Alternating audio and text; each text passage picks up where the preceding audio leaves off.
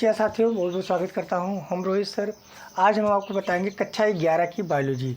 कक्षा 11 के बायोलॉजी में एक टॉपिक है जिसका नाम है डोमेन। डोमेन क्या होता है, और ये जो टॉपिक पढ़ाने जा रहे हैं ये कई स्कूल की लड़कियाँ, कई भैया लोग, कई लोग बोले कि सर इस पर एक वीडियो बना दीजिए सरल भाषा में ताकि सबको समझ में आ जाए। तो आप लोग लास्ट तक देखिएगा और कमेंट में लिखिएगा कि समझ में आया है कि नहीं समझ में आया है। अगर समझ में आया होगा तो यस करिएगा, नहीं तो नहीं समझ में आएगा तो फिर से हम पढ़ा देंगे। चलिए ध्यान से देखिएगा। जीवन के 3 डोमेन। डोमेन पढ़ने से पहले हम पढ़ेंगे 5 जगत वर्गीकरण। 5 जगत वर्गीकरण। देखिए 5 जगत वर्गीकरण का मतलब क्या होता है। यहाँ पर जगत का मतलब होता है संसार, या कहने का मतलब कि जीवों का अपना अलग अलग संसार या दुनिया होता है, या प्राणी अलग अलग प्रकार के संसार में पाए जाते हैं। यही संसार बायोलॉजी की भाषा में जगत कहते हैं या किंगडम बोलते हैं। ठीक है ना। 5 जगत सिद्धांत की जो या वर्गीकरण सिद्धांत जो है वो किसने दिया है, वो दिए हैं आर.एच. विक्टेकर। किसने दिए हैं? आर.एच. विक्टेकर नामक वैज्ञानिक ने 1969 ईस्वी में इसके वर्गीकरण के बारे में बताया है। या 5 जगत के बारे में अगर कोई पूछे तो किसने बताया है, तो आर.एच. विक्टेकर ने बताया है 1969 में, जिन्होंने 5 जगत के बारे में बताया। पहला उन्होंने कहा कि जंतु जगत, दूसरा उन्होंने कहा है पादप जगत, तीसरा उन्होंने कहा है प्रोटिस्टा जगत। ध्यान देखिएगा, 5 जगत का नाम है प्रोटिस्टा जगत, और चौथा जो है वो है मोनेरा जगत। ठीक न। और चौथा क्या है? मोनेरा जगत।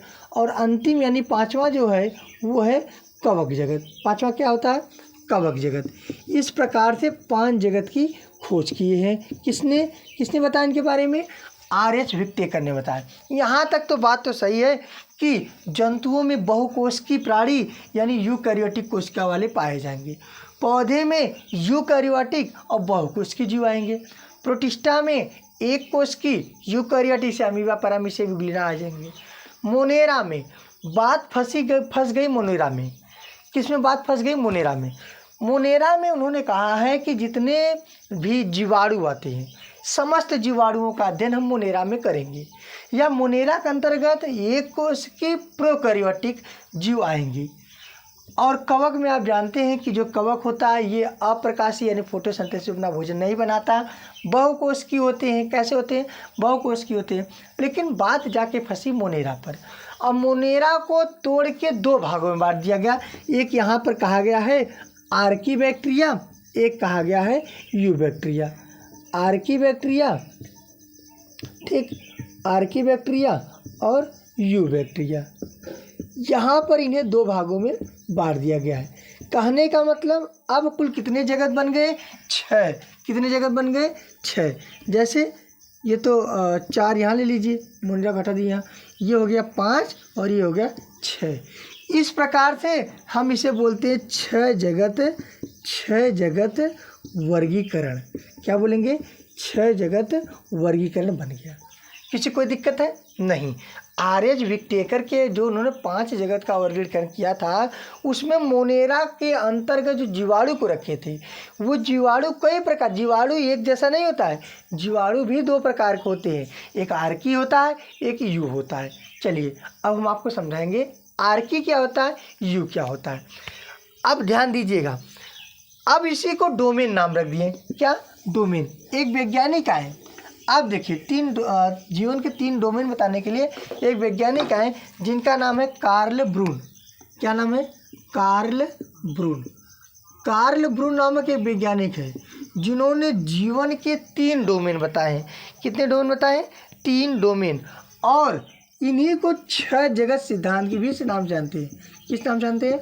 6 जगत सिद्धांत।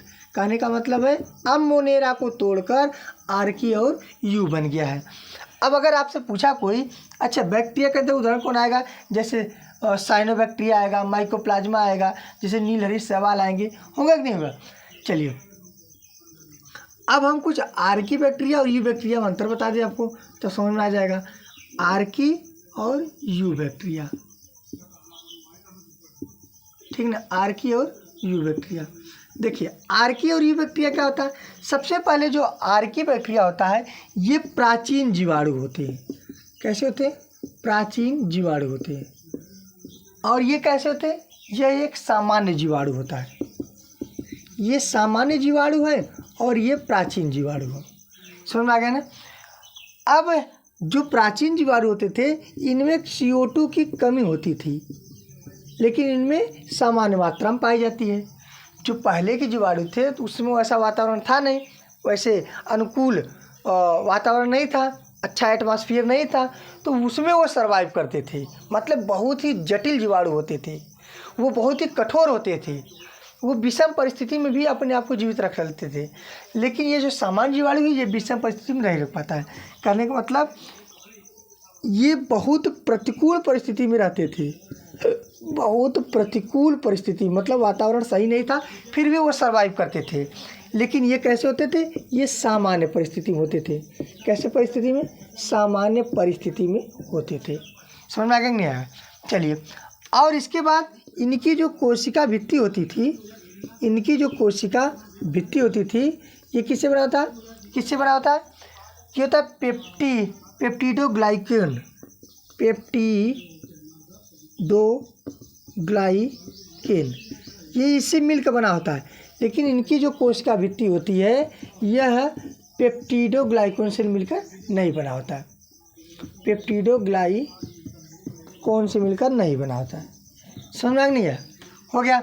और एक और देखिए, इनकी जो कोशिका झिल्ली होती है, कहने का मतलब सेलवाल होता है, इनकी जो कोशिका झिल्ली होती है यह भैया जो होता है यह एक लेयर का होता है, इस पर एक परत होता है। लेकिन इनकी जो कोशिका झिल्ली होती है ये दोहरी होती है। इनकी जो कोशिका झिल्ली होती है ये कैसा होता है, ये डबल लेयर का होता है, यानी का मतलब दोहरी होती है, यह 2 लेयर से घिरा होता है। समझ में नहीं। अब आर्की बैक्टीरिया यू बैक्टीरिया में डिफरेंट पाया गया, और जब डिफरेंट पाया गया तो 3 डोमेन बनाए गए, और 3 डोमेन के अंतर्गत सभी प्राणियों का अध्ययन कर बताया गया। ये जो कार्ल ब्रून है ये डोमेन के अंतर्गत सभी प्राणियों का अध्ययन करना बता दिए थे। जैसे अब यहाँ तक हो गया, इसका स्क्रीनशॉट ले लीजिए, आप इसका स्क्रीनशॉट लीजिए, बाद में लिख लीजिएगा।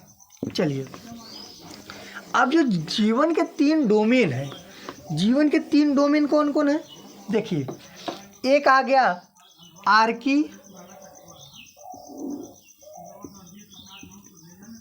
एक होता आर्की, ठीक, दूसरा होता है बैक्टीरिया,